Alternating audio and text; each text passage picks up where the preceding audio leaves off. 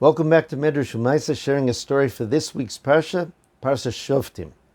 Rebbe David Milelov, the first Rebbe of the Lelever dynasty, adopted a young boy who later became known as Rebbe Yitzchok of Vorke, the Vorker Rebbe. At that time, though, the little boy was known as Yitzchok. When the Rebbe David was going to be traveling to his Rebbe, the Chozeh of Lublin, for Rosh Hashana, he told Yitzchok that he cannot come along. He said that it will be very crowded there, and the davening is very long. I don't want to lose you, and I don't know that I'll be able to keep an eye on you all the time. When you're older, you'll be able to come along with me. However, when Rebbe David got onto the wagon with other Hasidim to travel off to Lublin, Yitzchok ran after the wagon and grabbed onto the back of the wagon.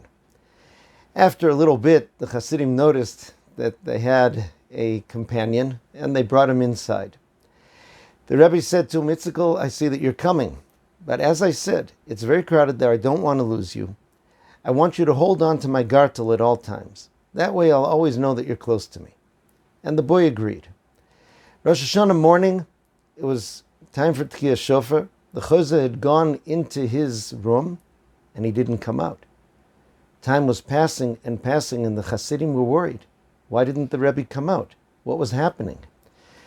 They were also afraid to knock on the door or go into the room.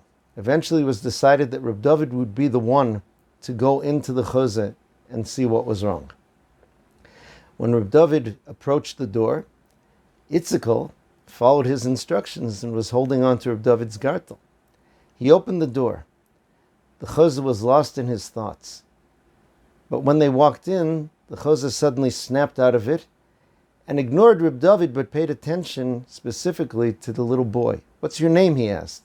Yitzchok. He says, tell me, Yitzchok, are you learning something? He said, yes. What sugi are you learning? He said, I'm learning the sugi of karov pasal le'edus, that a relative is not a kosher witness in a case. He said, why is a karov pasal le'edus? Why is a relative disqualified? Yitzchok answered, because we're afraid that he will present false testimony in order to help his relative. The Chozeh asked, do you have a kasha on what you're learning? Do you have a question? He said, yes, I do. Please tell me the question. He said, I can understand that we won't accept the testimony of a relative who's testifying on behalf of his relative in order to benefit his relative. We would be suspicious of that testimony. But if the relative is testifying against his relative, to the detriment of his relative, shouldn't we then certainly accept his testimony? The Rebbe asked him, do you have a teretz? Do you have an answer to your kasha? He said, I do.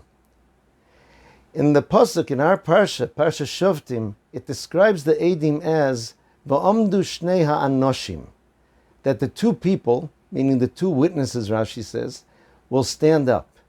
He said the Torah describes them as anoshim, as mention, as they say in Yiddish. He says a person who will testify against his karov said is kein mensch nicht. He's not a person. The Rebbe smiled and lit up. He said, there's no one more karov to us than Hashem. He's our closest relative. He won't testify against us. And with that, and a smile on his lips, he went into the shul for Tkiyah Shofar. The month of Elul is the time that we're supposed to remember kurva, closeness, to remember our closeness to each other that's really connected to our closeness to Hashem. One of the most powerful phrases in Tefillah that we're going to be saying is Avinu Malkeinu. Hashem's not only our Melech, He's our Av, He's our Father. However, in order for that to be real, we have to recognize and live the reality that every other Jew is our brother and sister. That's the same connection.